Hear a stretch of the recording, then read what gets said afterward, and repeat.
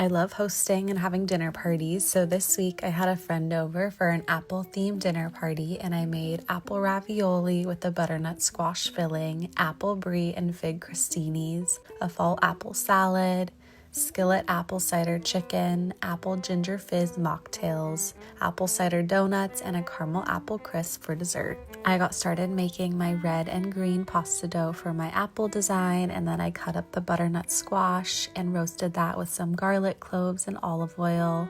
I then blended up the butternut squash, added in some Parmesan, some salt and pepper, and gave that a mix. And then I thinned out my pasta dough and piped on the filling, and I used an apple cookie cutter to cut out the apple ravioli. I cut out some leaves and attached those on. I then started prepping our apple brie and fig crostinis. I drizzled a little bit of honey on top, and these are one of my favorite fall appetizers. And then I made our apple ginger fizz mocktails with some apple cider. I then started working on a honey balsamic vinaigrette for the arugula fall salad. I seasoned the chicken thighs and gave them a quick sear, and then started sauteing some apples with shallots and brown sugar. I added the chicken back in and then dressed the salad and topped it with some apples, candied pecans, pomegranates, and goat cheese.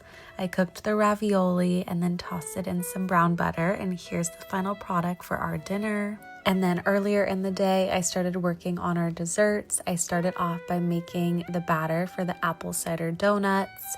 I piped the filling into my mini donut pan, baked those, brushed them with some butter, and then tossed them in a cinnamon sugar.